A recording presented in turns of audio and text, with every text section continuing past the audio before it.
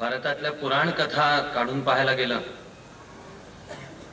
तर त्या नेहमी एका प्रकाराने सुरू होतात.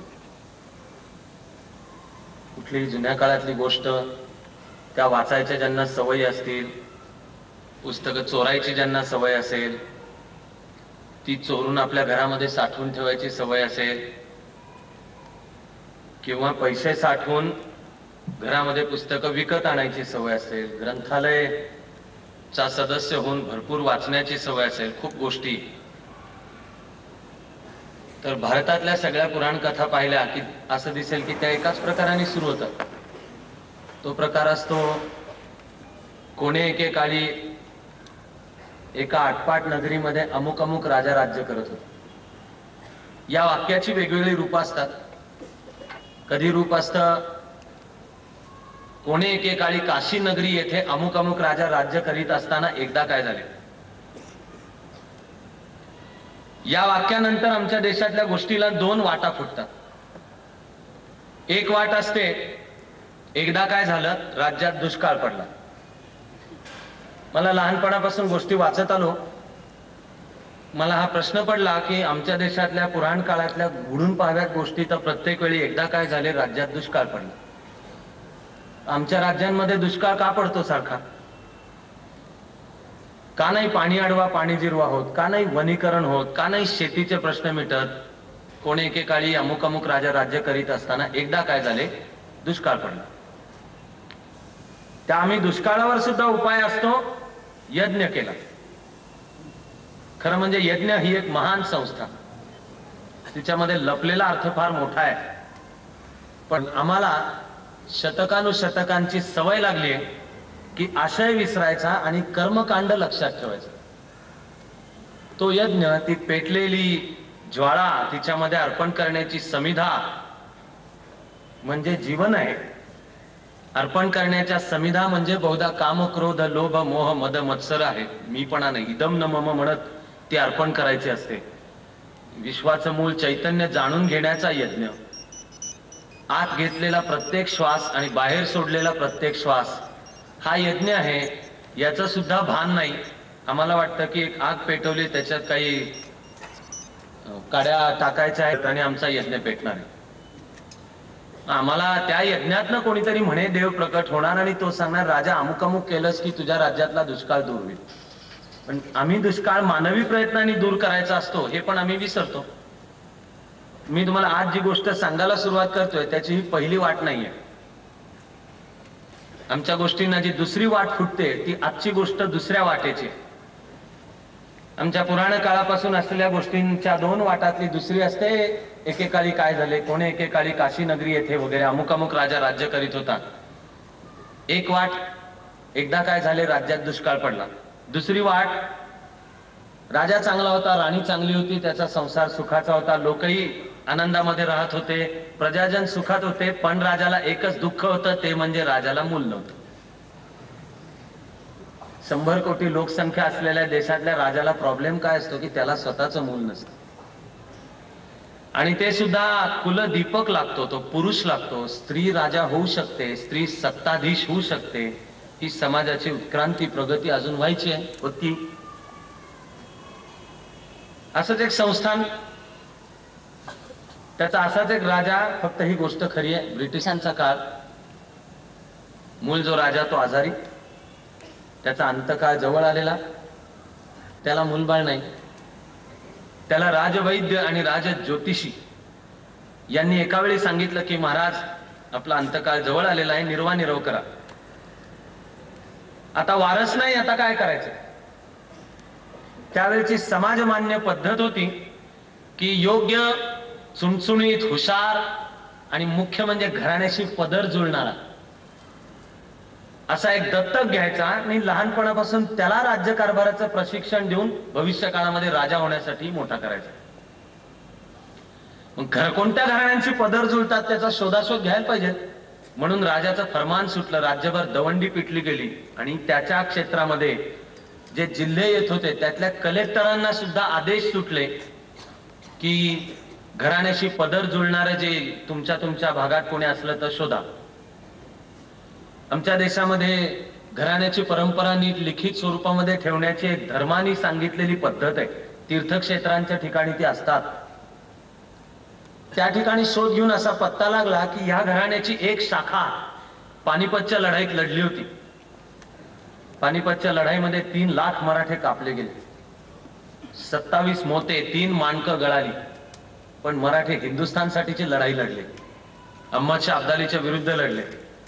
त्यावेळेला मराठ्यांना अखिल भारतीय ऐक्य घडवता आलं नाही आणि युद्धशास्त्र, नदीवर पूल बांधण्याचं शास्त्र नाही लक्षात आलं.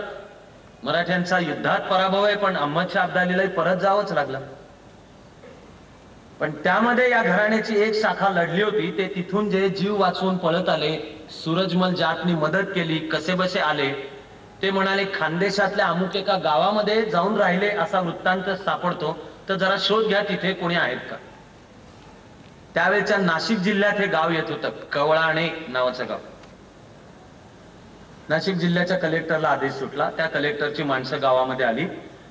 खरोखरच एक घराण्याची शाखा त्या गावात होती. आता होते शेतकरी, पण जिरायती शेतकरी, आणि काही गुंठे एवढीशी जमीन.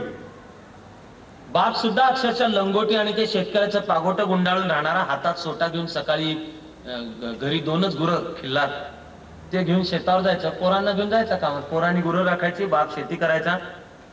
जिरायती शेती, 2 वेळच्या खाण्याची भ्रांत. आणि अचानक बघावतं एक दिवस कलेक्टरची माणसं घरी आली की महाराजांनी बोलवलंय. आता जो लंगोटी नेसून राहणारा शेतकरी, ज्याच्या पोराच्या अंगावर घालायला पुरेसे कपडे नाहीत, त्याला अचानक बोलवणं आलं की आधी कलेक्टर. ज्या जमान्यातली गोष्ट सांगतोय तेव्हा तर कलेक्टर एक गोरा इंग्रज असायचा आणि तो जिल्ह्याचा राजा. आजही स्वतंत्र देशातल्या 56-57व्या वर्षी जिल्ह्याच्या कलेक्टरशी बोलायला सामान्य माणसं बिचकतात. त्यांना वाटतं तो कोणीतरी असा लांबचा असतो, त्याचा बंगला, त्याच्या बाहेरची लॉन, त्याच्या इथे असलेल्या शिपाई, त्याची लाल दिव्यांची गाडी, धस्स होतं. तुम्ही कलेक्टर काय घेऊन बसलाय? गावच्या चावडीवर तलाठ्याला भेटायचं जायचं असेल तरी अजूनही शेतकरी चावडीच्या बाहेर जोडे काढून जातो. चावडीवर शिरायच्या आधी असा वाकून नमस्कार करतो. मग तो तलाठी भाऊसाहेब त्याला बैस म्हणला तर बसतो, त्यांनी जर बैस सांगितलं नाही तर उभा राहतो. तो तर जमाना इंग्रजांचं प्रभुत्व असण्याचा. अचानक कलेक्टरची गाडी आली आणि वडील आणि 3 मुलं होती घरात. त्यांना बोलवलं की तुम्हाला कलेक्टरने बोलवलंय. ठेवणीतली वस्त्र कशीबशी नेसून हे निघाले. अंगावर इस्त्रीचे कपडे कुठून असणार? सुती आणि मलमलचे कपडे आणि रेशमाचं जॅकेट कुठून असणार? शेजाऱ्या पाजाऱ्याकडनं उधार घेतलेला हा बाप वर्षभरातनं एकदा पै साठवून दिवाळीच्या काळात एक धोतर जोडी मोडायची. पोरांसाठी कसं बस दिवाळीच्या दिवसांमध्ये एक नवीन वस्त्र आणतायचं ते आणायचं. ते शेजाऱ्या पाजाऱ्याकडनं उधार कपडे घेऊन ते पोरांच्या अंगावर घालून तो बाप कलेक्टरच्या गाडीत बसला, नाशिकला आला. तिथून कलेक्टर त्याला घेऊन गेला संस्थानच्या राजधानीच्या गावी. एकदम थेट राजधानीचं गाव. आधी राहायचं झोपडी, जिरायती जमीन, धुळीने भरलेलं गाव आणि 2 वेळच्या खाण्याची भ्रांत. आणि ट्रान्सफर सीन कट एडिट करून एकदम ट्रान्सफर सीन, रुंद रस्ते, मोठमोठाले महाल, श्रीमंतीचं ओसंडून वाहणारं दर्शन, मोठ्या कार्स किंवा बग्गी, व्हिक्टोरिया म्हणायचे त्याला. बग्गीमध्ये बसून फिरणारे मोठे मोठे सरदार, त्यांच्या अत्तराचे पाये, त्यांच्या हातापायामध्ये मोत्यांच्या माळा, त्यांचे जिरेटोप, त्यांची रेशमी मलमलची त्यांची वस्त्र, डायरेक्ट राजाच्या दरबारात. राजाने 5 जणांचं पॅनेल नेमलं होतं. ते राजाचं UPSC, सेनापती, कारभारी, दिवाणजी, प्रधानजी आणि मुनीम, की मुलांची निवड करायची. आणि अशी ठिकठिकाणची काही मुलं आलेली होती, त्यांच्या मुलाखती चालू होत्या. म्हणजे आता ज्युनियर KG सिनियर KG मध्ये प्रवेश असला तर कशा मुलाखती होतात, लहान मुलांच्या पण होतात आणि आई वडिलांच्या पण होतात. मग संस्था सांगते आई वडील नापास, मुलगा पास. पण आई वडिलांना म्हणतात तुमच्या आयुष्याचं काय व्हायचंय ते वाटोळं झालंय, निदान आता तुमच्या पोराचं आम्ही भले करतो, पण त्यासाठी कॅश 40,000 रुपये द्या. पावती मिळणार नाही, मागितली तर दुसऱ्याच्या नावाने देऊ. आम्ही दिलेल्या पैशाचं काय झालं, त्याचं ऑडिट झालं का? शिक्षण संस्था आणि आम्ही मुलांचं आयुष्य घडवण्याचं पहिलं पाऊल पाप, अन्याय आणि अनितीशी तडजोड करून करतो. पण आम्ही म्हणतो नको नको, काय यांची आहे ना एकदम HSC पर्यंत शाळा आहे, पुढे खरं म्हणजे कॉलेज पण आहे. एकदा देणगी दिली की पुढे प्रॉब्लेम नाही, आणि नाही देणगी दिली तर शाळेत त्याच्यावर ढूक धरतील. विद्यापाठी ब्रह्म राक्षस तशी या मुलांची निवड व्हायचं ठरलेलं होतं. मुलाखत घ्यायची, मुलांना विचारलं जात होतं. अनेक प्रश्न होते, पण साधारणपणाने पॅनेल हे काय रे बाळ, कुठून आलास, आई वडिलांमधलं तुला कोण आवडतं, तुझं जेवण झालंय का, ते लहान मुलांना त्या दिवशी नीट कळत असतं. आज आई वडिलांमधलं कोण आवडतंय ते उत्तर सांभाळून आज आपलं जे ऐकतील, आजचा नेमका आपल्या हितसंबंध आई आवडते म्हणण्यात आहेत का वडील आवडते म्हणण्यात आहेत, त्यावर न ठरायचं. मग आधीची मुलं मुलाखत देऊन जणू बाहेर पडली की आधी बाहेर काही पालक होते, ते मुलांची कसून तयारी घेऊन, त्यांचे डोळे लकाकलेले होते, कान ताट झालेले होते की आपलं पोर राजघराण्यात जर दत्तक गेलं तर 42 पिढ्यांचे उद्धार होतील. त्यामुळे त्यांनी हे मुलाखतीमध्ये संभाव्य प्रश्न काय आहे, 21 लाईकली क्वेश्चन्स, प्रोफेसर शहाणे यांचे गाईड, मॉक इंटरव्ह्यूची तयारी येथे करून घेतली जाईल. त्यावेळेचं चाणक्य मंडल असं करून कसून आलेले होते. विचारल्या जाणाऱ्या सर्व प्रश्नांमध्ये सर्व मुलांना एक समान प्रश्न होता, तो म्हणजे काय रे बाळ, इथे कशाला आलास. हा प्रश्न मात्र जे आई वडील आपापल्या मुलाला घेऊन आले होते त्यांनी नीट गेस केला होता आणि त्यांनी उत्तर सांगून ठेवलेलं होतं. किंवा त्या लहान मुलाच्या वयाला साजेसं जे उत्तर असेल असं कोणीतरी द्यायचं. एखादा म्हणायचं की तुम्हाला मी आवडलं तर मला आयुष्यभर दूध खूप मिळणार आहे म्हणून मी इथे आलो. दुसरा कोणीतरी म्हणायचं मला लाडू आवडतात आणि तुम्हाला मी आवडलो तर मला काय लाडूच्या डोंगरावर बसायला मिळेल. राजा होणे आणि सत्तेच्या जागेवर बसण्याच्या लहान मुलांच्या मनात काय व्याख्या असतात लक्षात घ्या बरं. मग कोणी म्हणायचा की मला 6 घोड्यांनी जोडलेल्या सोन्या चांदीनी मढवलेल्या बग्गीमध्ये बसायला मिळेल आयुष्यभर म्हणून मी आलो. कोणी मुलगा म्हणायचा but I am just right for Amul chocolate. या कवळाण्याच्या जे शेतकऱ्याच्या घरातली 3 पोरं आली होती त्यातल्या थोरल्या मुलाला, धाकट्या मुलालाही विचारलं गेलं. दिदी बिचकलेलीच होती एकदम. राजाचा दरबार एकदम, हाताच्या कवेमध्ये मावणार नाही एवढे खांब, त्यांना सोन्या चांदीचे पत्रे, हंड्या झुमरं लटकलेली, त्यांच्यामध्ये दिवे लागलेले, त्यांच्यापासून मोत्यांचे भूस लटकतायत आणि हे भव्य राजसिंहासन ते मोकळं ठेवून 5 असे वर व्यासपीठावर बसलेले, मोठ्या मोठ्या माणसांना सुद्धा छातीत धस्स होईल असं दृश्य. इथे तर बिचारी लहान मुलं. थोरल्या मुलाला, धाकट्या मुलाला विचारलं काय रे बाळ इथे कशाला आलास, तो पळूनच गेला तिथे. थोरल्या मुलाला विचारलं काय रे बाळ इथे कशाला आलास, त्यांनी खांदेवडून उत्तर दिलं कोण जणू. कोण जणू, कोण जणू म्हणजे काय माहिती. मधला जो पोरगा होता 11-12 वर्षाचा, असंच त्याच्या अंगावर शेजाऱ्याकडनं उधार घेतलेलं चुरगाळलेली तंग तुमान आणि कुर्ता होता. त्याला विचारलं काय रे बाळ इथे कशाला आलास, त्याने असा डावा पाय पुढे आणि उजवा पाय मागे ठेवून छातीवर हात ठेवून उत्तर दिलं राजा व्हायला आलो. जे पॅनेल होतं त्या पॅनेलनी दुसऱ्या कुठल्याही उमेदवाराचा विचार केला नाही, त्यांनी याच मुलाला राजा म्हणून निवडलं. आज आपण सगळे ह्या मुलाला बडोद्याचे सुप्रसिद्ध संस्थानिक सयाजी महाराज गायकवाड म्हणून ओळखतो. विशेषतः तरुण मुला मुलींना मी ही गोष्ट कायम सांगत येतो, कारण आम्हाला जीवन पावला पावलाला विचारत असतं काय रे बाळ इथे कशाला आलास. या काय रे बाळ इथे कशाला आलास या प्रश्नाला खूप छटा आहे, अर्थ आहे. काय रे बाळ इथे कशाला आलास म्हणजे आर्ट्सला कशाला आलास, सायन्सला कशाला आलास, कॉमर्सला कशाला आलास आहे. काय रे बाळ इथे कशाला आलास म्हणजे या कॉलेजला कशाला आलास. काय रे बाळ इथे कशाला आलास म्हणजे आजच्या संध्याकाळी या ठिकाणी कशाला आलास. पण या प्रश्नाची रेष काय रे बाळ इथे कशाला आलास ही जन्माला कशाला आलास पाशी सुद्धा जाते.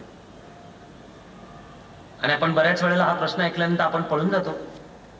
किंवा आपण म्हणतो मला दूध हवंय म्हणून, मला लाडू हवाय म्हणून, मला सत्तेच्या खुर्चीत बसायचंय म्हणून, मला घोड्यांनी जोडलेल्या सोन्या चांदीनी मडवलेल्या बग्गीत बसायचंय म्हणून.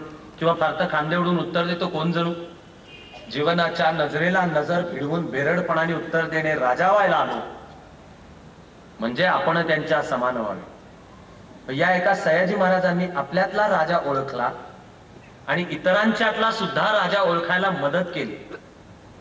योगी अरविंदांचे गुरु विसाजी भास्कर लेले गायकवाडांच्या दरबारामध्ये होते. भारतामध्ये परतल्यानंतर स्वतः योगी अरविंद सुद्धा गायकवाडांच्या दरबारात होते. कितीही शिकला तरी महार तो महार असं जो आमचा समाज म्हणत होता, अशा एका उत्तुंग उंचीच्या महाराच्या पोराला गायकवाडांनी शिष्यवृत्ती पण दिली, परदेशात जाऊन शिकायला मदत पण केली, तरीही देशात आल्यावर नोकरी मिळेना म्हणल्यावर आपल्या दरबारात वर्ग 1चा अधिकारी म्हणून बाबासाहेबांना नोकरी दिली ते गायकवाड. लोकमान्यांना मदत केली. ज्याला आपण गायकवाड वाडा ओळखतो तो ह्या गायकवाडांचा. ते वरवर दाखवत असत आपण ब्रिटिशांच्या बाजूचे आहोत, पण आत्म प्रत्यक्ष क्रांतिकार्याला मदत करत असत आणि आयुष्यभर सयाजी महाराजांच्या बद्दल ब्रिटिशांना संशय होता. 1902 मध्ये भारतातले सगळे संस्थानिक लंडन मध्ये एकत्र झाले होते आणि त्यावेळेच्या राजपुत्राला या सगळ्या संस्थानिकांनी असं गोल अर्ध्यावर उभं राहून एकत्रितपणे मुजरा केला होता. सयाजी महाराजांनी या कार्यक्रमाला उपस्थित राहायचं नाकारलं. 1911 मध्ये कलकत्त्याहून दिल्लीला राजधानी आली. त्यावेळेला सुद्धा नरेश मंडळ म्हणजे प्रिन्सेस राज संस्थानिकांचं, त्यांनी ह्या ज्या हत्तीवर व्हायसरॉय बसणार त्या हत्तीच्या पाठोपाठ त्यांनी चालत यायचं त्याच्याबरोबर. हा प्रोटोकॉल होता. या मिरवणुकीत सुद्धा सयाजी महाराजांनी सामील व्हायचं नाकारलेलं होतं. शाहू महाराजांना मदत केली. आपल्या संस्थानामध्ये शाळा, रस्ते, धरणांच्या पासून ते हे वेदोक्त आणि वेदांवर आधारित मंत्र संस्कारांच्या पासूनची सामाजिक क्रांती, मुलींचं शिक्षण हे तिथे सयाजी महाराजांनी सुरू केलं. राजकोटला शिक्षण शाहू महाराजांचं तिथे झालं. असा एक राजा की जो गरीब शेतकऱ्याच्या घरातून दत्तक गेला, तो माती विसरला नाही. तो शेतकऱ्याची आणि सामान्य बहुजन समाजाची सुखदुःख विसरला नाही. तो राजा झाला, पण सत्ता त्याच्या मेंदूमध्ये गेली नाही, त्याला मस्ती चढली नाही. अशा सयाजी महाराजांचं काहीसं वेगळं, छटा बदललेलं, पण आज आपण ज्यांचं चरित्र ऐकणार आहोत त्यांची गोष्ट म्हणजे शाहू महाराजांची गोष्ट. एक राजाच, कागलच्या जहागिरीतले घाटगे, त्यांचा हा धाकटा मुलगा, आई वडिलांनी ठेवलेलं नाव यशवंत, दत्तक म्हणून गेले वयाच्या 10व्या वर्षी. भारतामध्ये त्यावेळेला 600हून जास्ती संस्थानिक होते केव. पण माझी रयत, हे माझी प्रजाजन आहेत, ही माझी मुलं बाळ आहेत आणि यांच्या हिताचा काही कारभार करू असं म्हणणारे किती होते? बहुधा एका हाताच्या बोटावर मोजता येते. फलटणचे राजे निंबाळकर, औंधचे पंतप्रतिनिधी, ज्यांनी आपणहून लोकांना अधिकार दिले, आपल्या संस्थानात लोकशाही आणली, लोकनियुक्त सरकार आणली. सयाजी महाराज राजपुतानातले 1-2 संस्थान असे सांगता येतील. बाकीचे रयतेला लुटत होते. कर वसुलीची जी पद्धत, कायमधारा पद्धत लॉर्ड कॉर्नवॉलिसने आणलेली, त्याचे कॉन्ट्रॅक्ट अनेक या जहागीरदारांनीच घेतलेले होते. नियम हा होता की ब्रिटिश खजिन्यामध्ये अमुक एवढी रक्कम तुझ्या प्रदेशातून आण. ती तू कशी आणतोस, शेतकऱ्याकडनं गोळा करतोस, याच्याशी सत्तेचा फारसा संबंध नाही. म्हणजे भारतातल्या ब्रिटिश सत्तेमध्ये हितसंबंध असलेला एतद्देशीयांचा वर्ग निर्माण झाला. त्यात अनेक जहागीरदार आणि संस्थानिक सामील होते. त्यांना टाचेखाली ठेवण्याची व्यवस्था ब्रिटिश राज्य व्यवस्थेने केलेली होतीच, पण त्यामुळे त्यांना सांभाळून एकदा राहिलं की बाकी प्रजाजनांच्यावर हवं तेवढा अत्याचार करा, आवडलेल्या स्त्रियांना पळवून न्या, लोकांना टाचेखाली चिरडा, शेतकऱ्याची दैना करा, विचारणारं कोणी नव्हतं. आणि एक शाहू महाराज निघाले की जे आपण जन्माला कुठे आलो, कुठल्या घराण्यात होतो, ती गावची गरिबी, त्यांना सामान्य जनतेची, शेतकऱ्याची, बहुजन समाजाची, दलित समाजाची, स्त्रीची सुद्धा सुखदुःख कळली. आपल्या सत्तेचा वापर त्यांनी यासाठी केला. स्वातंत्र्याच्या लढ्यात ते होते का नव्हते? लोकमान्य टिळकांना आतून मदत केली का नाही केली? वरवर लोकमान्यांना विरोध करतो तसं दाखवायचं, पण प्रत्यक्ष आतून जमेल तेवढी मदत करायची, असं होतं का नव्हतं? अभ्यासाने ठरवायला लागेल, आणि ते परखड आणि चिकित्सक अभ्यासानेच ठरवायला लागेल. पण शाहू महाराजांचं वर्णन हे करता येणं शक्य आहे की राजकीय दृष्ट्या मवाळ, पण सामाजिक दृष्ट्या जहाल. कदाचित सयाजी महाराज आणि लोकमान्य आणि महाराष्ट्राने जो एक बौद्धिक वाद पाहिला, त्यात या सगळ्यांचं वर्णन हे शक्य आहे की ते सामाजिक दृष्ट्या मवाळ, पण राजकीय दृष्ट्या जहाल.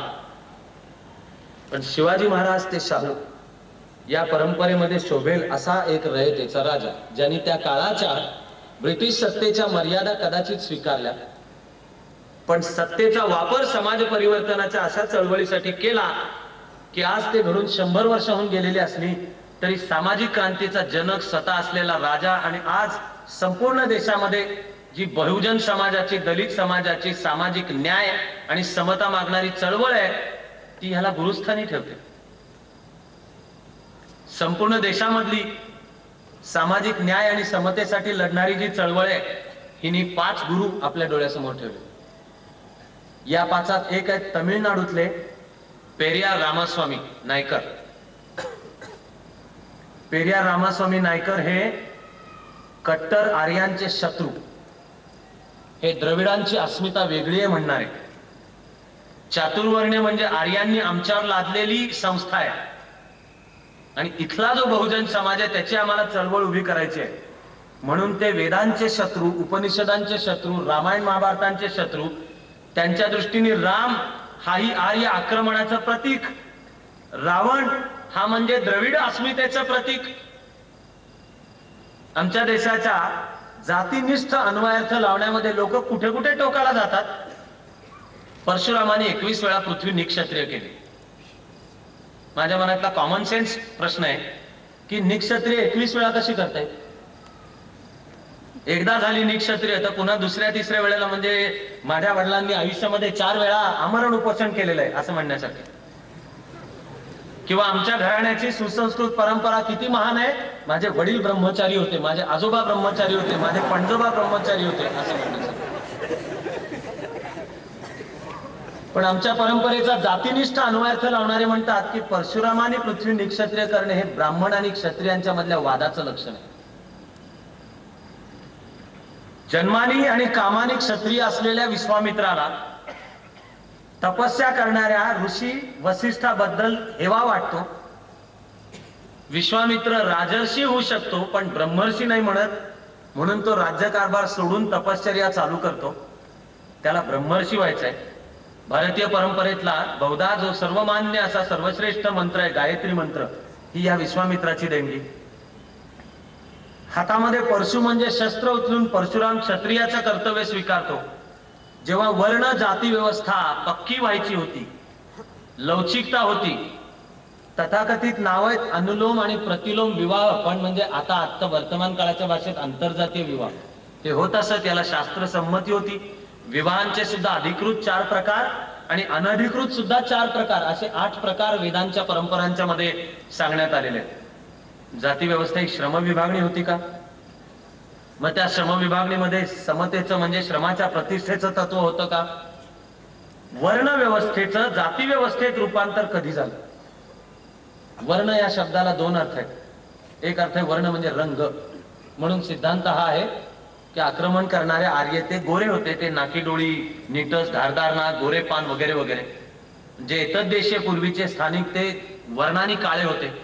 पण हे वेगळं कळत राहावं म्हणून आर्यांनी ही व्यवस्था निर्माण केली आणि एतद्देशीयांना चिरडल्यानंतर पूर्वीचे स्पृश्वास शूद्रातिशूद्र म्हणजे हे सगळे मूळचे द्रविड, असं एक अन्वयार्थ पेरियार रामास्वामी नायकर लावत असत.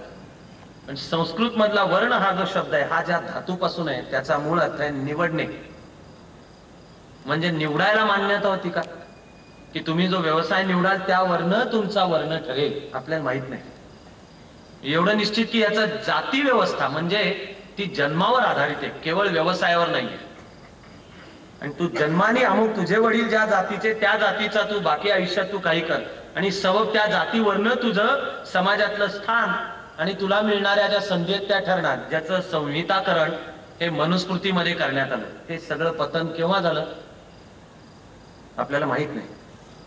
आणि काळाने ते शार्प निश्चितपणाने काही सांगता येणं हे सुद्धा अवघड आहे.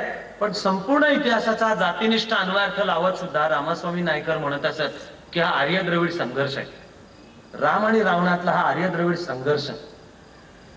काही अभ्यास तर करावा माणसाने.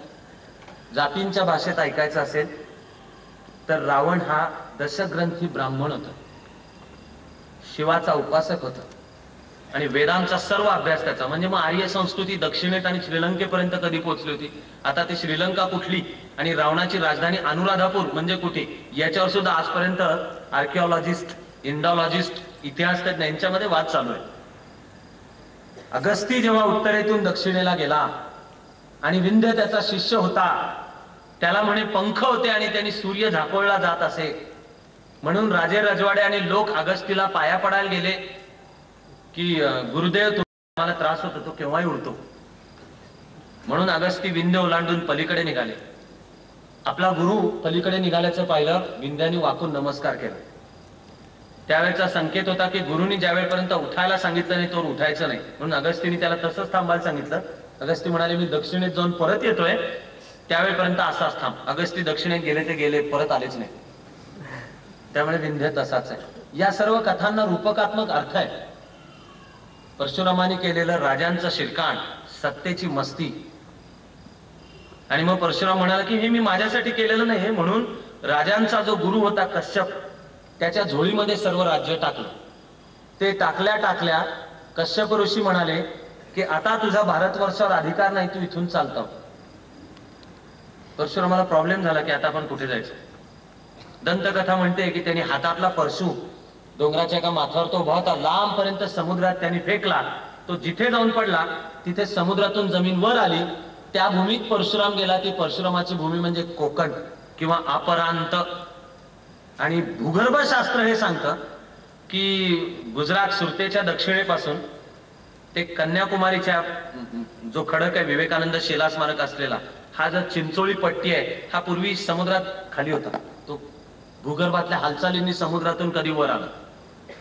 कथा, पुराण, मायथॉलॉजी, त्याचे इतिहासाशी असलेलं नातं आणि या सगळ्यांचा जातीनिष्ठार्थ.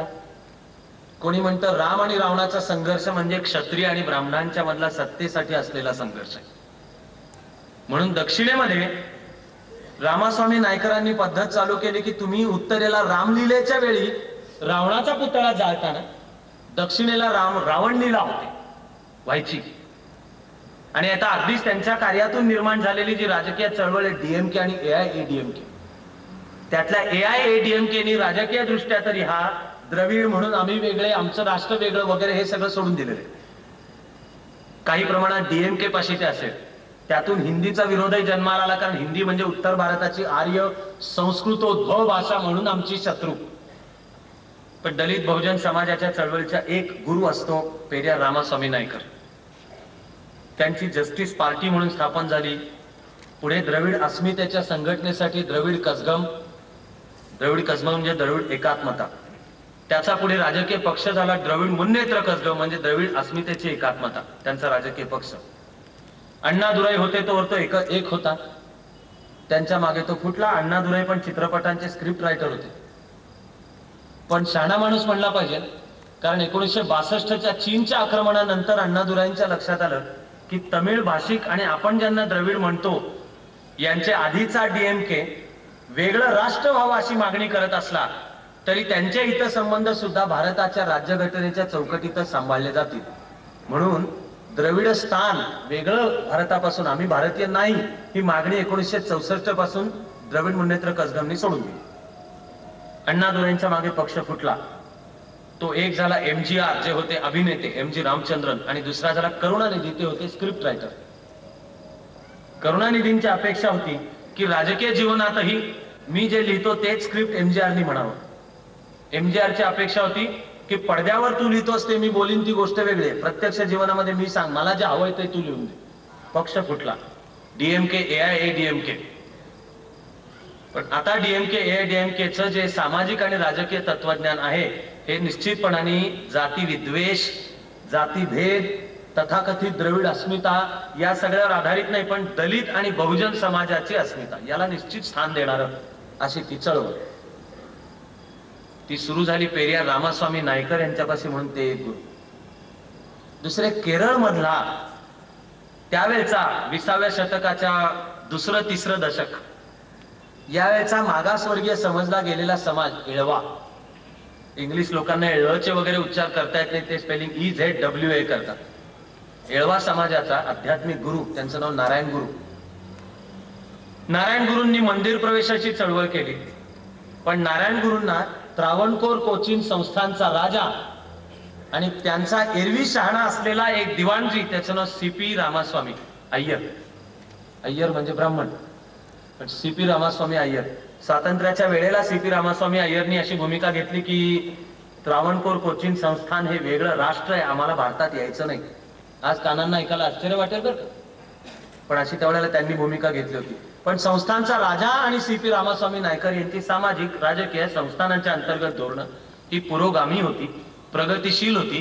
नारायण गुरु यांनी समाजात आध्यात्मिक मार्गाने आणि त्रावणकोर कोचीन संस्थांचा राजा आणि CP रामास्वामी नायकर यांनी राजकीय प्रशासकीय क्षेत्रात मिळून केरळमध्ये प्राथमिक शिक्षण, स्त्रियांचं शिक्षण, सामाजिक समता, आज केरळ हे सर्वात साक्षर राज्य, प्रगतिशील राज्य, जीवनाच्या सर्व क्षेत्रांमध्ये केरळी समाजाने प्रगती केलेली आहे. आता केरळ पुरता मर्यादित राहिलेला नाही, तो जगभर जातो आणि जग जिंकतो.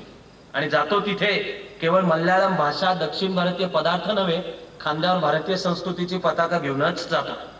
या सर्वाची पायाभरणी त्या काळात झाली. त्याचे आध्यात्मिक गुरु मागासवर्गीय समजल्या जाणाऱ्या एळवा समाजाचे नेते नारायण गुरु. गुरुवायूरचं जे मंदिर केरळमधलं, त्याच्या प्रवेशासाठी नारायण गुरूंनी चळवळ केली, पण त्यावेळेच्या सवर्ण उच्चवर्णीय ब्राह्मण समाजाने विरोध केला. नारायण गुरु काय म्हणाले? नारायण गुरु म्हणाले, आपण आपली मंदिरं स्थापन करू आणि त्यामध्ये सर्वांना प्रवेश देऊ. केरळभर नारायण गुरूंनी मंदिरं स्थापन केली, शाळा स्थापन केल्या, कॉलेजेस स्थापन केल्या आणि ज्ञानाचे दरवाजे सर्वांच्यासाठी उघडे केले. ते दलित आणि बहुजन समाजाच्या चळवळीचे दुसरे गुरु. उरलेले तिन्ही मराठी आहेत. महात्मा फुले, शाहू महाराज आणि आपण उद्या ज्यांच्याविषयी ऐकणार आहोत ते बाबासाहेब आंबेडकर. भारतभर प्रवास करताना एक मराठी माणूस म्हणून जिथे जिथे मी पुतळे पाहतो, चेन्नई असो, कन्याकुमारी असो, नाहीतर श्रीनगर आणि गुजरात पासून कोहिमा पर्यंत असो, ठिकठिकाणी यांचे पुतळे अथवा त्यांची दिलेली नावं, स्कॉलरशिप्स, जिल्ह्यांना वगैरे दिलेली नावं, माझं मराठी ऊर भरून येतं. 5 3 गुरु, पण आम्ही शिकलो का? यातला हा शाहू राजा जो जन्माला आला कागलच्या घाटग्यांच्या जहागिरीतच दत्तक गेला राजा म्हणून, पण त्यांनी राज्यपद हे जनतेच्या हितासाठी वापरलं म्हणून शिवाजीच्या परंपरेतलं पंचायतन आहे. दलित बहुजन चळवळीचं हे पंचायतन आहे. शिवाजी महाराजांची परंपरा जणू आम्हीच विसरलेलो होतो. उत्तर पेशवाईच्या काळामध्ये महाराष्ट्र शिवाजी महाराजांना विसरलेला होता. उत्तर पेशवाईच्या काळात शिवाजी महाराजांचं पहिलं चरित्र कोणी दिलं? तो आहे ईस्ट इंडिया कंपनीचा एक ब्रिटिश ऑफिसर, त्याचं नाव डेनिस किंकेड. त्यांनी महाराजांचं जे चरित्र लिहिलं त्याचं नाव आहे शिवाजी द ग्रेट. पण केम्ब्रिज मधले शिकलेल्या पंडित जवाहरलाल नेहरूंनी अहमदनगरच्या तुरुंगात राहत असताना क्लास 1 चे राजबंदी म्हणून, त्यामुळे दौत, शाही, टाक सगळं मिळत होतं. त्याच्या आधारे भारताच्या इतिहासाचा अन्वयार्थ लावणारा जो ग्रंथ लिहिला डिस्कव्हरी ऑफ इंडिया, त्याच्यामध्ये शिवाजी होता एक लुटारू, चोर, दरोडेखोर, आणि गझनीचा मोहम्मद होता एक रसिक आणि दिलदार असा राजा. पुढे 1955 नंतर संयुक्त महाराष्ट्र चळवळ उभी राहिली आणि पंडितजींच्या हस्ते प्रतापगडावरचा शिवाजीच्या पुतळ्याचं उद्घाटन व्हायचं होतं. संयुक्त महाराष्ट्र चळवळीच्या सगळ्या नेत्यांनी पंडितजींच्या गाडी पुढे लोटांगण घालायचं ठरवलं. यशवंतराव चव्हाणांनी पंडितजींना समजावून सांगितलं. त्यानंतरच्या डिस्कव्हरी ऑफ इंडियातल्या शिवाजी बद्दलच्या वाक्यांमध्ये बदल होतो. तो झाला नसता तर काँग्रेसची शीत टिकली नसती महाराष्ट्रात. पण डेनिस किंकेड लागला आम्हाला सांगायला शिवाजी द ग्रेट. संपूर्ण मराठ्यांचा एकत्रित समग्र इतिहास लिहिणारा, पहिल्यांदा लिहिणारा आहे ईस्ट इंडिया कंपनीचा ऑफिसर अलेक ग्रँडफ. सातारच्या दरबारात होता. त्याला अर्धशिशीचा त्रास होता, निद्रानाश जडला आणि झोप येईना तर काय करावं, अजून एडिसन झालेला नव्हता म्हणून तो दिवा कंदिलाच्या प्रकाशामध्ये डोक्यावर असं ओलं फडकं थापून अर्धशिशी सांभाळत तो मराठ्यांच्या इतिहासाचा अभ्यास करत बसला. मराठा दप्तर, पेशवा दप्तर, आर्काइव्ह जे पुण्यात आहे, कोल्हापूरमध्ये, मुंबईत आहे, औरंगाबादमध्ये, त्या कागदपत्रांचा अजूनपर्यंत आपण सुद्धा अजूनही अभ्यास केलेला नाही. ग्रँडफनी तो करून हिस्ट्री ऑफ मराठाज लिहिली. समग्र मराठ्यांचा इतिहास एकत्रित लिहिलेला दुसरा एकमेव इतिहासकार ते म्हणजे रियासतकार घोष सरदेसाई. ते बडोद्याला सयाजी महाराजांच्या दरबारात होते. त्यांनी सांगितलं म्हणून लिहिलं. अन्यथा संपूर्ण मराठ्यांचा समग्र इतिहास एकत्र लिहिलाय असं दुसरं उदाहरणच नाही. दक्षिण भारताचा इतिहास एकत्रित लिहायला आम्हाला लागला कर्नल विल्क्स, ईस्ट इंडिया कंपनीचा ऑफिसर. हम्पी, विजयनगर या भागामध्ये एक ब्रिटिश ऑफिसर राज्यकारभार करत होता. तो इतर देशांची, स्थानिकांच्या संस्कृतीचा अभ्यास करत होता. तो त्यांचा धर्म काय, यांचा वेश काय, यांचं राहणी काय, त्याला असं दिसलं की पौर्णिमेच्या रात्री काही लोक इथल्या जवळच्या जंगलामध्ये जातात. तो गेला तर एक पडझड झालेलं नरसिंहाचं मंदिर होतं. पण त्या जंगलामध्ये जाताना सुद्धा या अधिकाऱ्याला दिसलं की अनेक अवशेष आहेत आणि या मंदिराचं आर्किटेक्चर, त्यातली शिल्पकला ही असामान्य आहे. त्यांनी अभ्यासाला सुरुवात केली. त्याला सांगितलेलं नव्हतं की अभ्यास कर, तर तुझा कॉन्फिडेन्शियल रिपोर्ट चांगला लिहिला जाईल, तर तुला ऍडव्हान्स इन्क्रीमेंट देऊ किंवा 2 प्रमोशन्स देऊ. तो प्रशासकीय अधिकारी होता, पण त्याला चिंतन होतं त्याचं की मला हा देश, त्याची संस्कृती कळली पाहिजे, तर मला या राज्य देशावर प्रशासन करता येईल. त्याच्या अभ्यासातून शोध लागला विजयनगर हिंदू साम्राज्याच्या इतिहासाचा. आम्ही विसरलेलो होतो. या अधिकाऱ्याचं नाव रॉबर्ट सिवेल. त्यांनी जे पुस्तक लिहिलं विजयनगरच्या साम्राज्यावरचं, त्याचं नावच आहे history of a forgotten empire. राजपुतान्याचा इतिहास, गौरवशाली इतिहास, पण तो आधुनिक इतिहासाची अवजार साधनं वापरून लिहिणारा पुन्हा ईस्ट इंडिया कंपनीचा ऑफिसर आहे. त्याचं नाव कर्नल टॉड. त्यांनी लिहिलेल्या पुस्तकाचं नाव आहे ॲनल्स ऑफ राजस्थान. हे सावरकर नाही बरं का. ॲनल्स म्हणजे सोनेरी पाने, राजस्थानच्या इतिहासाची सोनेरी पाने. कर्नल टॉड लिहितोय राजस्थानच्या इतिहासाची सोनेरी पाने. मध्य भारताचा इतिहास लिहिला ईस्ट इंडिया कंपनीचा ऑफिसर मालकम. मालकम कोण? ज्याचा यशवंतराव होळकरांनी सपाटून आणि पुन्हा पुन्हा पराभव केला होता, तो मालकम. मध्य भारताचा इतिहास त्यांनी लिहिला. संस्कृत भाषेचा आधुनिक काळामधला अभ्यास चालू करायला लागला विल्यम जोन्स 1776 ते 1786च्या काळात एशियाटिक सोसायटीज. त्यांनी आपण, तो एक जज होता कोर्टामध्ये बंगालमध्ये. समोर जी माणसं येत असत त्यांचं ऐकलं, त्याला लक्षात आलं की अरे हे जी भाषा बोलतायत हे अनेक शब्द हे ग्रीक रोमन आणि जे आधुनिक युरोपीय भाषा आहेत त्याच्याशी सुसंगत आहेत, तर मग जरा भाषाशास्त्राचा आपण अभ्यास चालू करू. म्हणून त्यांनी संस्कृतच्या अभ्यासाला त्यांनी चालना दिली. शिखांचा इतिहास सगळा एकत्रितपणे लिहिण्याला पहिला ऑफिसर आहे अलेक्झांडर ग्रँट. आम्हाला इतिहास विसरायची सवय लागली. आम्ही भूतकाळाचा फक्त गौरव तरी करतो, म्हणून तो खोटा, दांभिक आणि अहंकारी असतो. तो अभ्यासाच्या आधारे नसतो, किंवा आम्ही इतिहास विसरतो तरी. Those who forgot their history are condemned to repeat the mistakes. असं एक वाक्य. दुसरं वाक्य हे पण आहे, what we learn from history is that we don't learn anything from history. आमच्याकडे कविता झाल्या पूर्व दिव्य रम्य जयांचे, पूर्व दिव्य भव्य जयांचे रम्यतयांचा भावी काळ. आम्ही आमचं पूर्व दिव्यही विसरतो, खरं विसरतो, त्याचा शास्त्रीय वस्तुनिष्ठ भावनारहित म्हणून खरा प्रेरणादायी अभ्यास विसरतो. नुसते पवाडे, नुसत्या मूर्ती, हार, फुलं, गुच्छ त्यांच्या नावाने अभ्यासानं विचार विसरतो, अभ्यास विसरतो, चिकित्सा विसरतो, त्यातून वर्तमान काळात जे शिकायचं ते विसरतो. बाबा आमट्यांच्या कोळी काही आठवाव्या लागतात. जे इतिहासातच रमतात ते इतिहास घडवू शकत नाही. पुढचं बाबा आमट्यांच्या कविते शब्दशः मला नाही लक्षात, पण त्यांच्या घोड्यांना अटकेवरच अटक बसते, अशा अर्थाचं वाक्य. शब्दांचा खेळ पण छान आहे. त्यांच्या घोड्यांना अटकेवरच अटक बसते. आम्हाला आमच्या इतिहासात तेच घडताना दिसतं. शिवाजी महाराजांनी एवढं शिकवलं, आम्ही विसरलो. पुन्हा या फसफसून येणारे जातीपातींचे मतभेद. आपण म्हणलं की औरंगजेबाला या महाराष्ट्रानेच इथे गाडला. आम्ही एकदा खुलताबादला गेलो होतो, बरोबर, काही होती मित्रमंडळी. त्यातला कोणीतरी म्हणला की आमची जी बकवास सहिष्णू म्हणे परंपरा आहे ती बघा, हे आम्ही औरंगजेबाची समाधी किती नीट ठेवली. मी म्हणालो की नाही नाही, उलट औरंगजेबाची समाधी ठेवली पाहिजे इथे आपण, अशी ती काढून नका टाकू, कारण ती जोपर्यंत समोर आहे तोवर कायम लक्षात राहील की मराठ्यांनीच त्याला इथं गाडला. टाळ्या वाजवणाऱ्यांसकट पुढची वाक्यही आता नीट काळजीपूर्वक ऐका. औरंगजेबाचा मृत्यू झाला तेव्हा औरंगजेबाचा एक मुलगा फर्रुख सियर बुरहानपूरच्या मुक्कामावर होता. वारसा हक्काच्या लढाईसाठी त्याला आता निघायचं होतं दिल्लीकडे. पण त्याला प्रश्न पडला की या मराठ्यांचं काय करू, कारण 27 वर्ष औरंगजेब इथे लढला पण मुघलांचा पराभव झाला, खजिना रिता झाला, मुघलांमध्ये फाटाफूट, निराशा, नाही जिंकू शकत आपण, आणि मराठे त्यांच्या नाकावर टिचून थायथाया उरावर नाचलेच. म्हणजे फर्रुख सियरला वाटलं की मी जर मराठ्यांचा बंदोबस्त न करता गेलो दिल्लीला तर दिल्लीला माझ्या आधी बहुधा मराठेच पोचतील, आता काय करू.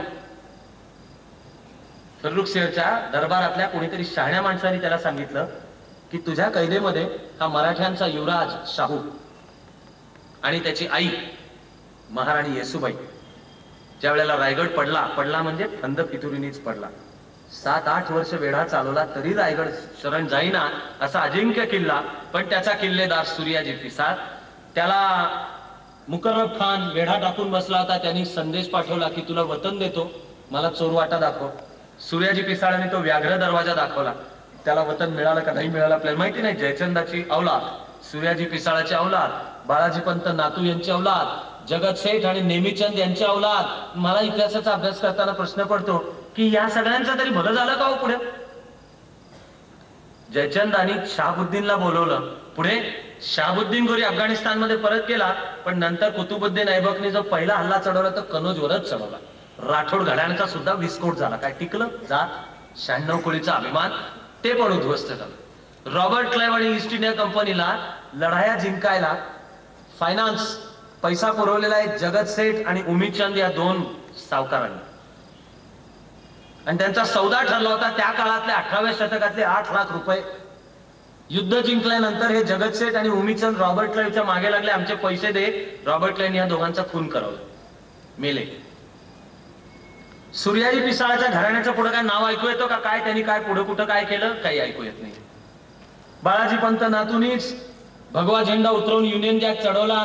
त्या घराण्यांचं आणि त्यांचं पुढे काय झालं त्याचे समाज सुधारणा चळवळीच्या काळांच्या मध्ये काही रेफरन्सेस आहेत. पण फंद फितुरी म्हणून महाराणी येसूबाई आणि शाहू फर्रुखशेरच्या कैदेत होत्या. जाता जाता का विना पण लक्षात घेण्याची गोष्ट आहे बरं का, ज्या औरंगजेबानी संभाजीला धर्मांतर कर म्हणून छळून हाल करून मारलं, त्या औरंगजेबानी शाहूला कधी म्हणला नाही धर्मांतर कर. त्याच्याच कैदेत होता 20 वर्ष. महाराणी येसूबाई आणि शाहू त्याला हाल केले नाही का असेल माहिती नाही. त्याचं धर्मांतर हे राजकीय शस्त्र होतं का? औरंगजेबाला असं वाटलं असेल की संभाजीला जर आपण एकदा मारलं, मराठ्यांचा छत्रपतीच ताब्यात आला आणि त्याला या पद्धतीने भीषण पद्धतीने मारला तर मराठे खचतील. आणि बहुधा 1689 मध्ये त्याच्या लक्षात आलं की मराठे खचायच्या ऐवजी उलट दुप्पट जोमाने उसळून उठले. आपण एक वेळ संभाजीशी नीट वागलो असतो ते घडलं असतं नसतं गोष्ट वेगळी. शाहू आणि हे सुरक्षित होते खरं म्हणाल तर. त्यामुळे शाहूच्या मनावर ठसा होता की शेवटी भारताचं राज्य म्हणजे मुख्य हेडक्वार्टर दिल्ली, म्हणून मुघल दरबार याच्याबद्दलचा एक सन्मान जणू शाहूच्या मनात. आणि त्यामुळे पुढे शाहू सातारला गादी स्थापन झाल्यानंतर शाहूनी पेशव्यांना दिल्लीची गादी उद्ध्वस्त करणे, तख्त फोडून तिथे डायरेक्ट मराठ्यांचं राज्य स्थापन करणे याला शाहूनीच विरोध केला. छत्रपती शाहूनीच विरोध केला. मनात कुठेतरी अनौपचारिक कॉन्स्टिट्युशनल कल्पना ही की भारताचं हेडक्वार्टर म्हणजे दिल्ली. फार तर मुघलांच्याकडनं सनद आणायची. त्या फर्रुखशेरच्या कानात त्याच्या एका हुशार कोणीतरी सांगितलं की त्या शाहूला सोडून दे, बघ काय मजा होते. बुरहानपूरच्या मुक्कामावरून उत्तरेकडे जाताना फर्रुखशेरनी शाहूला तुरुंगातून सोडलं. शाहूनी तिथून एक फरमान काढलं की मी आता स्वराज्यामध्ये परत येतोय, स्वराज्याचा अधिकृत वारस मी आहे, सर्व सरदारांनी मला मिळावं. आणि जे मराठे 1707 पर्यंत एकसंधपणे अंतःकरणात हिंदवी स्वराज्याचं स्वप्न ठेवून लढत होते, त्यांच्यामध्ये काही कळायच्या आतमध्ये फूट पडली. कारण महाराणी ताराबाईची इच्छा होती की हिंदवी स्वराज्य सांभाळलं मी, आता माझा मुलगा, त्याचंही नाव शिवाजी होतं, तो छत्रपती व्हावा. समाजाचा तत्कालीन संकेत थोरला मुलगा गादीवर येणार म्हणून संभाजी, त्याचा मुलगा गादीवर आला पाहिजे म्हणून शाहू. संभाजीचं बलिदान आणि आता स्वराज्याला वारस नाही म्हणून राजारामाचा राज्याभिषेक झाला. पण म्हणून राजारामाच्या मुलाला गादीचा हक्क मिळतो का नाही मिळत तत्कालीन समाजाच्या संकेतानुसार मिळत नाही. पण महाराणी ताराबाई ते चॅलेंज करत होते. एकदा राजारामाला राज्याभिषेक झाला म्हणून गादीला हक्क त्याला प्राप्त झाला, आता त्याचा मुलगा गादीवर बसला पाहिजे असा अटळ पेच महाराष्ट्रामध्ये उभा राहिला. काही सरदार शाहूला जाऊन मिळाले, काही सरदार थांबले. मराठ्यांचा सरसेनापती धनाजी जाधव, परशुराम पंत प्रतिनिधी, रामचंद्र पंत अमात्य ताराबाई बरोबर राहिले आणि लढाईची वेळ आली.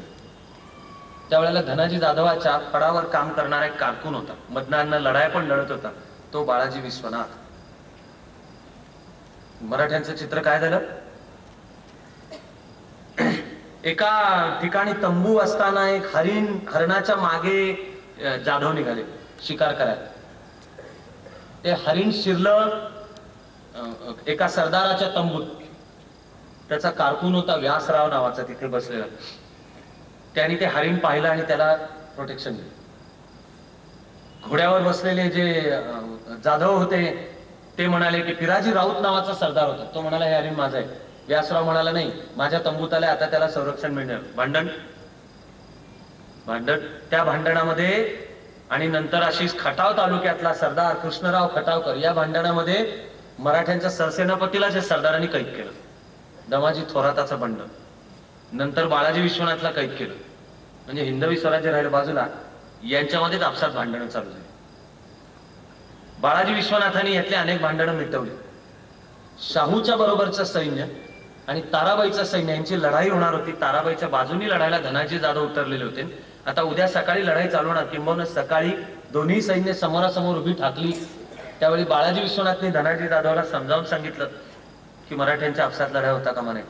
युद्ध करायच्या ऐवजी ऐन युद्धाच्या त्या सकाळी सगळं सैन्य घेऊन धनाजी जाधव शाहूला जाऊन मिळाले. ताराबाईची बाजू कच्ची पडली. मग सातारला गादी स्थापन झाली छत्रपतींची, ती शाहूची. कोल्हापूरला ताराबाईंनी दुसरी गादी स्थापन केली. आणि आंग्रे, सरदार आंग्रे ताराबाईच्या बाजूचे ते अलिबागचे. मराठ्यांचा आरमार कान्होजींच्या पराक्रमाला तुलना नाही इतका असामान्य पराक्रम आहे. एका वेळी पोर्तुगीज, हबशी, डच, इंग्रज यांच्या नाकावर टिचून आणि अरब चाचे यांच्या सगळ्यांच्या नाकावर टिचून मराठ्यांच्या आरमारांनी स्थान मिळवलेलं होतं त्या ठिकाणी. सेना सारखे कान्होजी आंग्रे, पण ते ताराबाईच्या बाजूचे, म्हणून ते सैन्य घेऊन चाल करून यायला निघाले सातारला. लोहगड त्यांच्या ताब्यात होता. लोहगडला मुक्काम असताना छत्रपतींचं सैन्य आणि कान्होजी आंग्रेंचं सैन्य आता लढणार. औरंगजेबाचा आत्मा तळमळत असेल, म्हणजे खुश असेल. तळमळत म्हणजे आज टाळ्या पिटत असेल. बाळाजी विश्वनाथनी शाहूकडे परवानगी मागितली की ही लढाई मी मिटवतो, पण मला काही कोणत्या अधिकारात. दरबारातल्या इतर अनेक सरदारांनी सुद्धा आग्रह धरला आणि मग बाळाजी विश्वनाथाला पेशवे पद म्हणजे पंतप्रधान पद बहाल करण्यात आलं. बाळाजी विश्वनाथ शाहूचं सैन्य घेऊन कान्होजी आंग्र्यांशी लढायला निघाला. कथा अशी सांगतात की ज्या दिवशी लढाई होती त्या दिवशी सैन्य समोरासमोर उभी लोहगडच्या पायथ्याशी, आणि आता इशारा झाला शिंग तुतारीचा की लढाई होणार. तर सरदार आंग्रे लांबून पाहतायत दुर्बिणीतून. त्यांना दिसलं की एका घोड्यावर एकच माणूस बसलाय आणि त्या घोड्यात पांढरं निशाण लावलंय. तो घोडा आपल्या सैन्याच्या दिशेने येतोय. म्हणून सरदार आंग्रेंनी युद्धाचा इशारा केला नाही.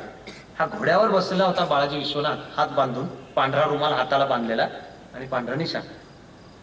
आणि बाळाजी विश्वनाथ सरदार आंग्रेंपाशी आला आणि सांगितलं की मी पेशव्यांचा पंतप्रधान आहे, मला काही आलो नाही, भांडायचं नाही. कान्होजींनी त्यांचं इमाने इतबारे स्वागत केलं. लोहगडावर गेले, चर्चा झाली, भांडण मिटलं. कान्होजी पण शाहू महाराजांना, म्हणजे छत्रपती शाहू, एक 18व्या शतकाच्या पहिल्या भागातले शाहू, सातारच्या गादीचे शाहू, यांना येऊन मिळाले. मग निघाला या बाळाजी विश्वनाथाचा महापराक्रमी सेनापती बाजीराव. आपण त्याच्याविषयी काल परवा सगळं ऐकलं. या बाजीराव एकदा 10-12 सैनिकांच्या बरोबर इथं नीरा नदीच्या काठावरनं तो चाललेला होता. सैन्य नव्हतं बरोबर, त्या काठावरनं तो चाललेला होता. शेतामधून जात असताना एक तरुण पोरगा आडवा आला. धनगरी मुंडासं गुंडाळलेलं, असं डबल हाडाचं धट्ट कट्ट. त्यांनी अडवलं या सैनिकांना, हे शेतात गाडी घालायची नाही, म्हणजे घोडं घालायचं नाही. तो बाजीरावच्या मागे बाकीचे सैनिक होते. त्यातला एक जण पटकन खाली उतरला. तो म्हणला, तू कोणाशी बोलतोय काय, तुला कळतंय काय? हा म्हणला, हे कोणाशी बोलत असेल ते तुझ्या घरी, माझ्या शेतात घोडं घालायचं नाही. मग बाजीराव काय रागवला काय, त्याला कैदेत टाकलं काय, त्याला काढण्या लावल्या, चापतानी फोडून काढला काय? बाजीराव खाली उतरला. त्याने या पोराला पोटाशी धरलं. होळ नावाच्या गावी त्याच्या घरी गेला. त्याच्या बरोबर बसून मीठ भाकरी खाल्ली. जात पाहिली काय त्याची, त्याच्या बरोबर बसून मीठ भाकरी खाल्ली. तो मराठ्यांचा महापराक्रमी सेनापती मल्हारराव होळकर. असाच राणोजी शिंदे, असाच उदाजी पवार, असेच रघुजीराजे भोसले. कुठे जाती पाहिल्या याच्यात? कोण SC ST, कोण OBC, कोण उच्चवर्णीय, कोण 96 कोळी, 92 कोळी. बाजीराव म्हणाला की फांद्यांशी लढत बसण्यापेक्षा मी जाऊन मुळावर घाव घालतो. तो बरोबरीने सगळ्यांना घेऊन निघाला. पण त्याच्या पुढच्या पिढीत त्याचा मुलगा बाळाजी बाजीराव, नानासाहेब पेशवे. कान्होजी आंग्र्यांच्या निधनानंतर त्यांच्या 2 मुलांच्या मध्ये वारसा हक्काचं भांडण चालू झालं. संभाजी आंग्रे आणि तुळाजी आंग्रे. ऐकेनात एकमेकांचं, आणि ते पेशव्यांचं ऐकेनात. पेशव्यांचं वर्चस्व त्यांना मान्य नाही. मग बाळाजी बाजीराव उर्फ नानासाहेब पेशव्यांनी काय केलं? मुंबईच्या ईस्ट इंडिया कंपनीच्या मदतीने नानासाहेब पेशव्यांनी आंग्र्यांचं आरमार बुडवलं. आंग्र्यांचं म्हणजे मराठ्यांचं आरमार बुडवलं. 1745 मध्ये पश्चिम किनारा ईस्ट इंडिया कंपनीला रिकामा झाला. ईस्ट इंडिया कंपनीचे ऑफिसर हसले असतील म्हणा. पुढे मराठ्यांचं सैन्य आटके पार गेले. त्याचा सरसेनापती होता राघोबा दादा रघुनाथराव पेशवे. ते अटकेला असताना तिथून त्यांनी आपल्या भावाला नानासाहेब पेशव्याला पत्र पाठवलंय की आपण थोरल्या महाराजांचं स्वप्न पूर्ण केलं आणि तुम्ही इथून आदेश द्याल तर आम्ही अफगाणिस्तानच्या सुद्धा पलीकडे जाऊ.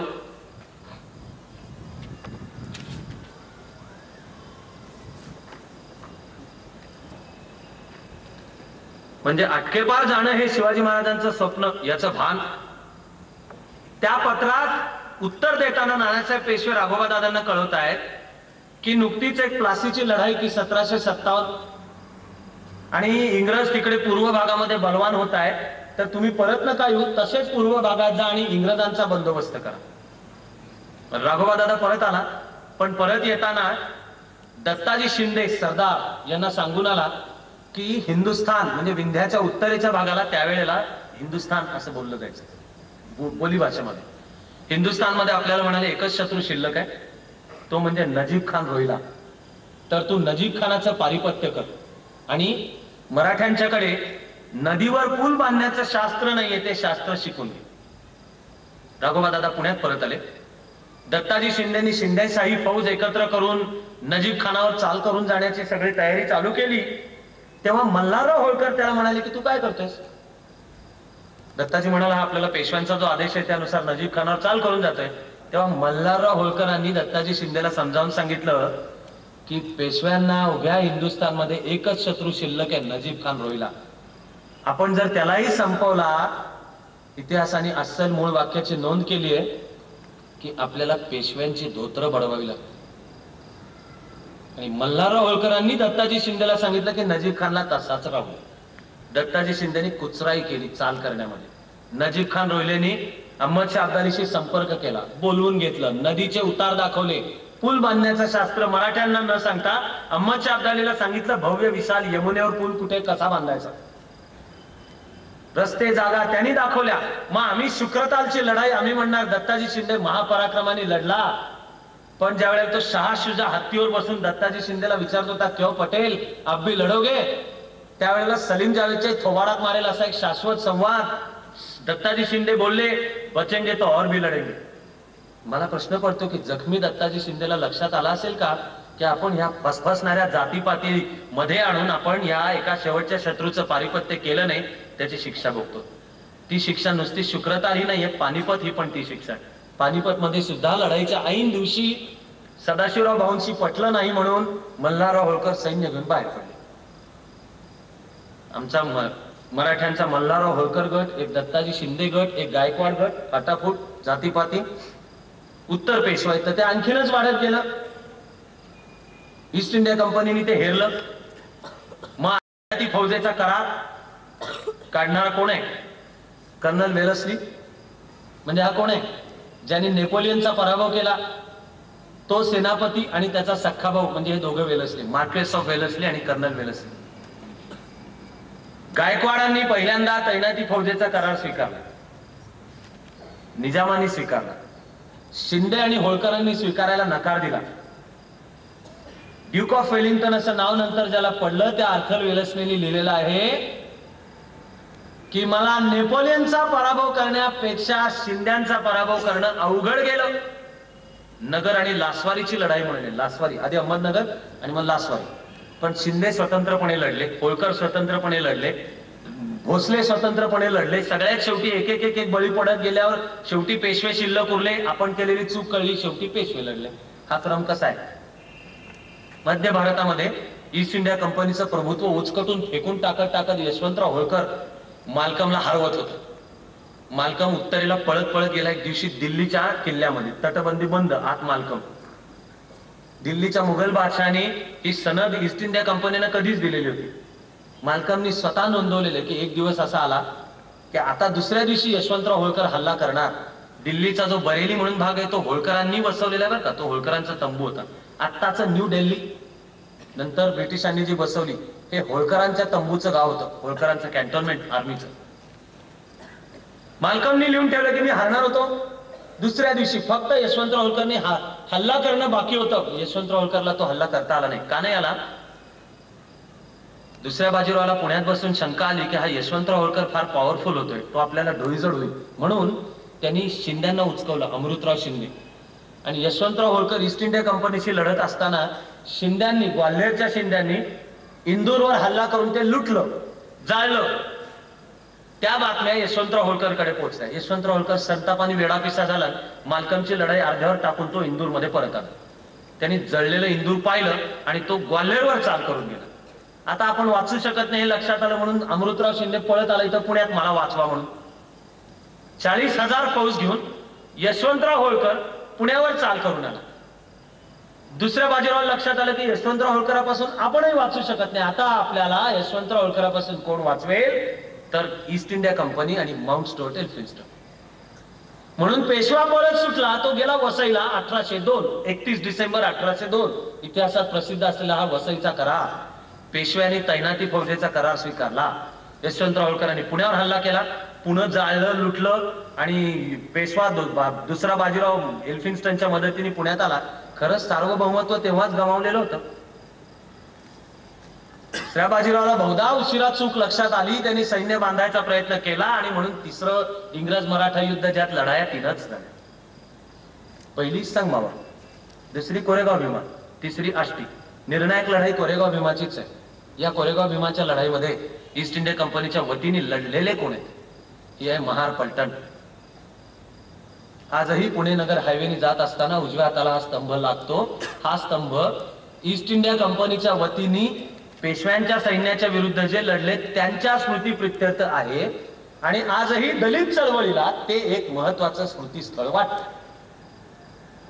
कारण म्हणाले उत्तर पेशवाईमध्ये तुम्ही हे आम्हाला गळ्यात मडकं, कमरेला कुंचला, जगणं अशक्य, आपसातली भांडणं, फसफसणारे मतभेद, किती टोकाचे मतभेद. शिवाजी महाराजांच्या प्रशासनामध्ये देशस्थ ब्राह्मण जास्ती पॉवरफुल होते. ते होते तोवर त्यांनी कोकणस्थांना ब्राह्मण म्हणायला नाही म्हटलं. अधिकारच नाही ब्राह्मण म्हणण्याचा. बाळाजी विश्वनाथ पासून हे चित्पावन कोकणस्थ पॉवरफुल झाले, उदयास आले. त्यांच्या हातात सत्ता पडल्यावर त्यांनी गावगावची देशस्थांची इनामं काढून दिली. त्याच्यात कराडे, कायस्थ यांना ब्राह्मण म्हणायचं का, उच्चवर्णीय म्हणायचं का, याच्यावर पेशवाईमध्ये शेनवी प्रकरण म्हणतात. पेशवाईमध्ये वाद झालेले. मग आम्हाला या आमच्या स्वकीयांच्या पेक्षा जो परकीय तो जास्ती जवळचा वाटतो. कारण स्वकीय आणि परकीय याच्या व्याख्या ठरवायच्याच कशामुळे? भयानक जातींनी निर्माण केलेले फसफसणारे मतभेद. मग 1812 मध्ये कोल्हापूरच्या गादीनी करार केला ईस्ट इंडिया कंपनीशी आणि सातारची गादी पण डुबली. सातारची गादी पण डुबली आणि संस्थानिकांच्याकडनं अधिकार पण काढून घेण्यात आले. प्रतापसिंह भोसले सातारचे यांचा वारसा हक्क काढून घेण्यात आला. तेव्हा त्यांच्या वतीने रंगो बापूजी इंग्लिश शिकले, लंडनला गेले, ब्रिटिश पार्लमेंट समोर आपलं म्हणणं मांडलं. ते त्यांचं सगळं फसलं. प्रतापसिंह भोसलेंचा वारसा हक्क मान्य झाला नाही. सातारची गादी पुढे खालसा झाली. कोल्हापूरच्या गादीने तडजोड केल्यामुळे ती खालसा झाली नाही. तिथे ब्रिटिश रेसिडेंट ती कोल्हापूरची गादी पुढे चालू असे ते आपल्याला शाहू महाराजांपाशी ठेवतात. कोल्हापूरला आधीचा राजा होता शिवाजी, तो लहान मुलगा होता. त्याचे दिवाण होते माधवराव बर्वे. माधवराव बर्वे ब्रिटिश प्रशासनातले MPSC मधनं सिलेक्ट झालेला क्लास 1 चा अधिकारी. माधवराव बर्वे कोकणामध्ये आधी शिक्षण अधिकारी होते. मग पदोन्नती घेत घेत घेत इत्यादी पदांवर काम करत उपजिल्हाधिकारी या पदावर गेले.